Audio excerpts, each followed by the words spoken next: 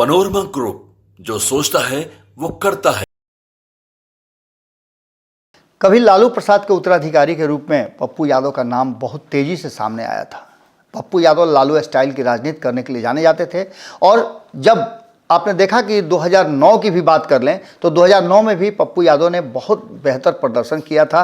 2014 की बात करें तो उसमें भी उनका प्रदर्शन बेहतर था, लेकिन रिश्ते बीच में खराब हो गए और इन खराब रिश्तों को बहुत लंबे समय तक ले करके चला नहीं जा सकता था। इस बीच में आपको बता दें कि 2015 में जो कुछ भी हुआ आप सब जानते हैं। 2015 में तेजस्वी यादव का पदार्पण हुआ और लालू प्रसाद की जो काम करने की शैली थी या उनका जो एजेंडा था उस एजेंडे में परिवर्तन हुआ और फिर से एक बार उन्होंने अपने इरादे को चेंज किया और तेजस्वी यादव को अपना उत्तराधिकारी के रूप में सामने खड़ा कर दिया। इसके बाद से कहानी अलग लिखी जाने लगी। उस कहानी में कई ऐसे नेता थे जो बड़ी तेज़ी से आगे बढ़ रहे थे, वो किनारा किए गए, जिसमें से पप्पू यादव का भी नाम सबसे ऊपर था। लेकिन इन सब बातों के बाद 15 से लेकर के 24 तक इन 9 वर्षों में जो कुछ भी देखने को मिला वो साफ नज़र आ रहा था कि कहीं ना कहीं संबंधों और रिश्तों में पप्पू यादव और लालू प्रसाद के तलखियाँ बढ़ी हैं। लेकिन पप्पू यादव ने कई ऐसे अवसर हैं जिन अवसर पर अपने दोस्ती का या फिर अपने लालू प्रसाद के अनुयायी होने का जो फर्ज है वो निभाया। चाहे लालू प्रसाद की तबीयत खराब हुई हो, लालू प्रसाद किडनी का ऑपरेशन करा के आए हों या लालू परिवार के भीतर जश्न का माहौल हो। जब इफ्तार पार्टी आयोजित की गई थी तब भी पहुंचे थे पप्पू यादव और उन्होंने मुलाकात किया था, आशीर्वाद लिया था। अब जबकि पप्पू यादव चुनाव लड़ने की तैयारी कर रहे हैं और कांग्रेस ने उन्हें क्लीन चिट दे दिया है, उन्होंने अपनी पार्टी का विलय करा लिया है, उससे पहले आपको पता है कि वो लालू प्रसाद और तेजस्वी यादव से मिलकर अपनी बात रख चुके हैं। अगर दोनों की इजाज़त नहीं थी तो पप्पू यादव अपनी पार्टी का विलय क्यों किए? ऐसा लगता नहीं है कि पप्पू यादव ने यूं ही बिना इजाज़त के और बिना बातचीत में पॉजिटिव रिस्पांस मिले वो पार्टी का विलय कर लिए हों। पप्पू यादव ने दिल्ली में बहुत खुशी खुशी अपनी पार्टी का विलय कर लिया और कांग्रेस ने भी इशारा कर दिया था कि वो पूर्णिया से चुनाव लड़ रहे हैं। लेकिन अब जो स्थिति है वो परिस्थितियां बहुत बदली हुई नजर आ रही है। पप्पू यादव एक ऐसे शख्स हो गए हैं जिनके कारण और जिन पर अड़ियल रवैया अपनाने के कारण ऐसा लगता है कि कांग्रेस और लालू प्रसाद का जो ये पुराना याराना है ये ध्वस्त हो जाएगा। आपको बता दें कि पप्पू यादव को लेकर के जो डर लालू प्रसाद के भीतर है वो डर कहीं ना कहीं इस बात के लिए मजबूर कर रहा है, जो चर्चाएं हैं मैं उसकी बात कर रहा हूं कि वो तेजस्वी यादव के सामने किसी भी ऐसे नेता को सामने खड़ा नहीं करना चाहते हैं जिससे तेजस्वी यादव का कद कम पड़े।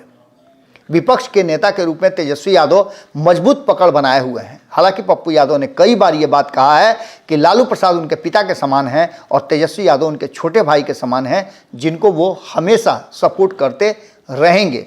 वहीं पप्पू यादव ने एक और बात कही है, उन्होंने राहुल गांधी को वर्तमान स्थिति में देश के सबसे ज़्यादा चहेते नेता के रूप में राहुल गांधी का नाम सामने रखा है। उन्होंने कहा है कि राहुल गांधी ने जिस तरह से अपनी उपलब्धि हासिल की है, जिस तरह से गांधी, नेहरू, पटेल, इंदिरा गांधी, मनमोहन सिंह जैसे नेताओं के बाद राहुल गांधी ने जिस तरह का काम किया है और इस देश की जनता में अपना एक अलग छवि बनाया है वो काफ़ी महत्वपूर्ण है। उन्होंने यहाँ तक कहा कि राहुल अभी वर्तमान परिस्थिति में युवाओं के हीरो हैं। राहुल गांधी पर सबको भरोसा है और राहुल गांधी के हाथ में यदि कमान आता है तो मान के चलिए कि इस देश का बहुत कुछ बदल जाएगा और देश का भला होगा। उनकी सोच बहुत पॉजिटिव है और वो हर चीज़ को प्यार से, सम्मान के साथ निपटाना जानते हैं। एक तरफ जहां इस देश में जातीय उन्माद फैला करके ये बातें की जा रही है तो वहीं दूसरी तरफ धर्म के नाम पर राजनीति की जा रही है। पप्पू यादव लगातार इस मामले को लेकर के बोलते रहे हैं और एक तरफ जहां वो इस बात को लेकर के भी पप्पू यादव के बारे में यदि कहा जाए तो वो हमेशा से मोदी विरोधी धारा के सबसे प्रबल विरोधियों में से एक रहे हैं। लेकिन इस सबके बावजूद पूर्णिया का जो पेंच फंसा हुआ है उस पेंच में अगर राष्ट्रीय जनता दल पप्पू यादव को सम्मान नहीं देती है या इस सीट नहीं छोड़ती है, जैसा कि आपको हमने लगातार बताया है कि बीमा भारती का भी दावा है और इसी दावेदारी के साथ इसी समझौते के तहत उन्होंने जदयू छोड़ करके राष्ट्रीय जनता दल का सदस्यता ग्रहण किया है। उन्होंने हमारे साथ बातचीत में भी इशारा कर दिया कि वो पूर्णिया से चुनाव लड़ रही हैं। वो अभी वर्तमान में विधायक भी पूर्णिया के क्षेत्र से ही हैं, रुपौली से। अब इन सारी बातों को लेकर के जब पेच फंसता हुआ दिखाई दे रहा है, एक तो कन्हैया कुमार का और दूसरा पप्पू यादव वाला पेच अगर फंसता है, और ये सब बातें जब लालू प्रसाद पप्पू यादव से मुलाकात कर लेते हैं, तेजस्वी यादव पप्पू यादव से मुलाकात कर लेते हैं और उसके बाद अगर इस तरह का पैंतरा लेते हैं या परिवर्तन करते हैं, अड़ियल रवैया अपनाते हैं, तो ऐसी स्थिति में ये मान के चलिए कि ये दोस्ती जो लंबे समय से चल रही है कांग्रेस और राष्ट्रीय जनता दल की, ये दोस्ती बहुत लंबे समय तक नहीं चल पाएगी।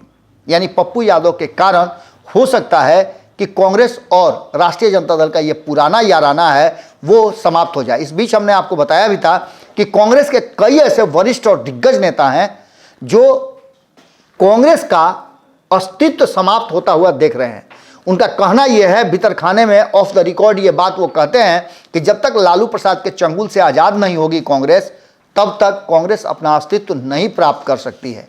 लालू प्रसाद ने पूरी तरह से कांग्रेस को एक तरह से समझिए तो पंगु बना दिया है और उनके इशारे के बिना कांग्रेस हिल भी नहीं सकती है।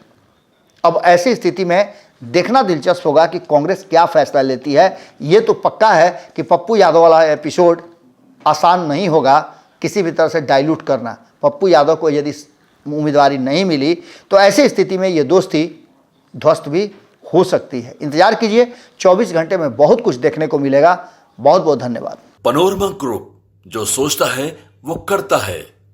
अगर ये वीडियो पसंद आई और वह बिहार के राजनीति और बिहारियत से सरोकार रखेनी तो सब्सक्राइब बटन दबा के चैनल के सब्सक्राइब कर ली। ओजे एगो घंटी बा, ओकरा बटन दबा देला से कुल सटीक और मारक खबर रुआ मुफ्त में मिल जाई। अगर रुआ पत्रकारिता के हमनी के नया प्रयोग में सहयोग कर चाहतानी तो ज्वाइन बटन दबा दी। पेटीएम नंबर नोट कर ली 9386816700। धन्यवाद।